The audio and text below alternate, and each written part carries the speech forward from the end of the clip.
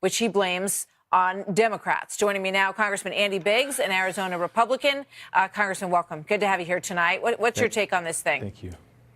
Well, I'm more in the Rand Paul, Mike Lee camp. I agree with that. I mean, we actually sent a CR over to the a short-term spending bill over at the beginning of the week to the Senate that had full funding for the military, but it kept the other spending at a lower level within the caps. What we did last night and early this morning is blew off those caps, and now we're looking at having a $1.2 trillion structural deficit for this year alone, and that's not good. That's not counting the military funding. So I am just absolutely shocked that my party is now the grand old profligates instead of the grand old party. Yeah, some are saying this sort of signals the end of the Tea Party movement. Would you agree?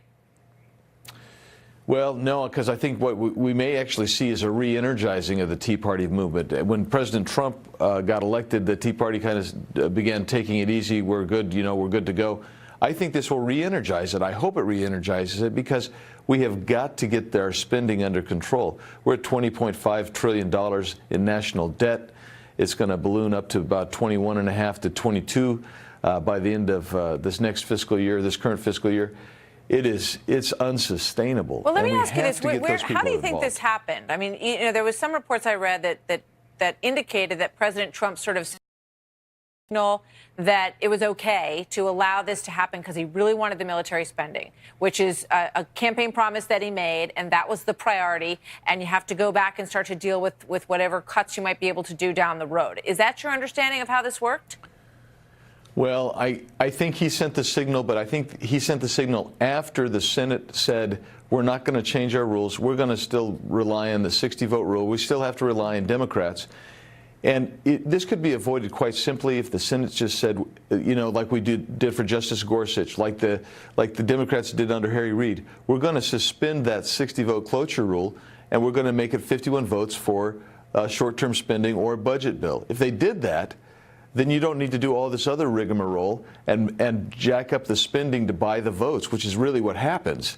And then they could have done it at a very low rate for the discretionary spending and fully funded the defense. That's a logical thing to do. Didn't happen. I think the president's saying, look, we have to have the military spending, but we're sure eating a lot of other spending. What do you say to the leadership on the House side? Paul Ryan, I saw speaking about this, the speaker, he said, what are we going to do? Not fund disaster relief for Houston? We're not going to rebuild these cities? Of course we are. What do you say to that? Well, I say, at least put some pay-fors in there. Yeah.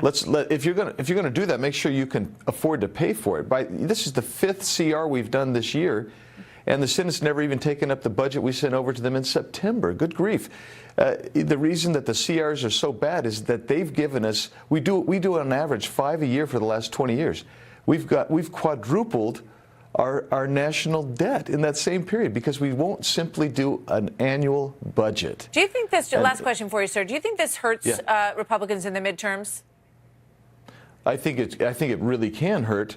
As people see it, it offsets what we did so much success with the tax cut deal, where people are feeling that tax cut and they're happy about it. They see the economy growing. This could actually counterbalance that. I'm afraid of it. We'll see. Yeah. Congressman Biggs, thank you very much. Good to see you.